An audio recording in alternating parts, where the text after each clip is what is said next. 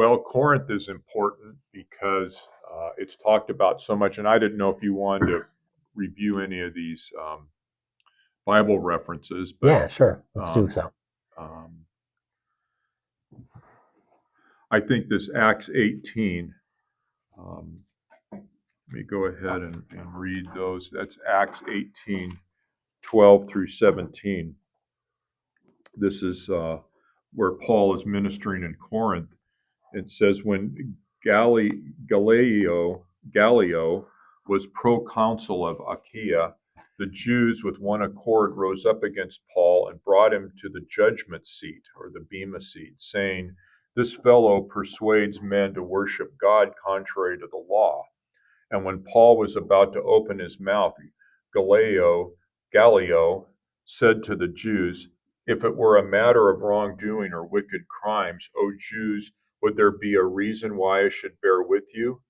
But it is a question of words and names and your own law. Look to it yourselves, for I do not want to be a judge of such matters." And he drove them from the judgment seat. And so, one more verse. Then all the Greeks took Sosthenes, the ruler of the synagogue, and beat him before the judgment seat. But Gallio took no notice of these things. And so the question is this true? Is this a historical event? And can we prove it outside of the Bible? Well, they know that there is a bema seat, and as is noted here, there's a marble platform. It was used, it was Roman, it had Latin inscriptions. Um, there is this other inscription, the Delphi Gallio inscription. It's this limestone fragment. It contains a letter from the emperor at that time, Claudius, around AD 52, and it mentions Junius Gallio, my friend and proconsul in Achaia. And so basically, what we find from these things, just these two elements of archaeology, it's proving that there was this Gallio, he was proconsul, and there was a bema seat in this location, Yeah. all corroborating what I just read from Acts. Yeah, exactly. And the interesting thing about that's pretty early documentation as well, because this is happening, 51, 52 AD?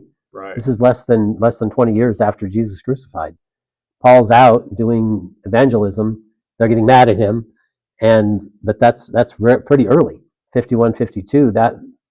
That's further attestation as to the fact that there was Christians out doing evangelism that early.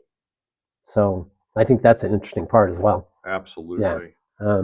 And then the other one is that there is this guy, Erastus. He's mentioned in Acts 19:22, Romans 16:23, and 2 Timothy 4:20.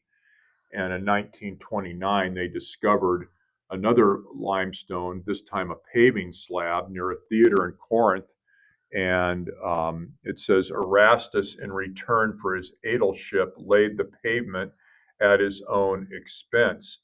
Well, this Erastus was, he was a clerk or a treasurer there in Corinth. And that's what these, if you read those three verses together, take them together, that's how Paul's referring to him. Is that true? Is Paul accurately characterizing a guy? Was this guy really alive? Well, this Erastus inscription bears that out. And what's interesting is people that had that they were what they term this AEDILE, AEDILE. This is a bought and paid for position. This is something where you're getting such prominence and notoriety that you're actually willing to, essentially, it's a non-paid position you got to buy into because you want the prestige of the position. Mm-hmm. And so the fact that this pavement is dedicated to him because he shelled out money for it kind of goes to say, hey, look, he's that kind of guy. Mm-hmm. And so anyway, two things centered around an important New Testament city of Corinth. Exactly. And the same reaction that we have with Jesus being confronted with of the Sadducees is the same way. We can be that way, not confrontive, but sharing the fact that these are things that are true. Now, can you get all that stuff cemented in your mind, every little detail? No, but you can get some of it.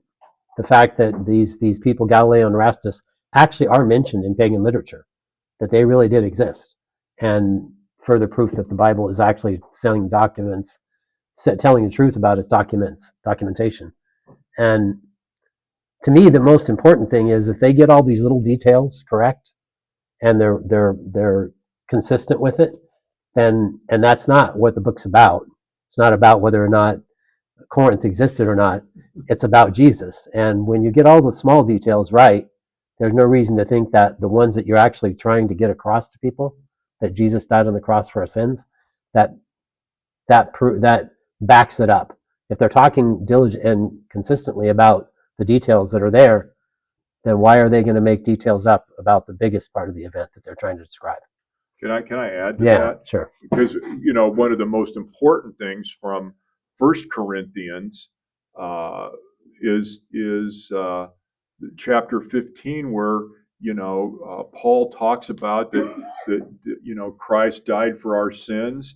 He's crucified, died, and was buried according to the Scriptures, and that he rose again according to the Scriptures. And so when we make the point that, hey, there really was a historical record of that city, the church in that city, Paul's ministry there. Here he wrote this important letter, and this is a statement of faith.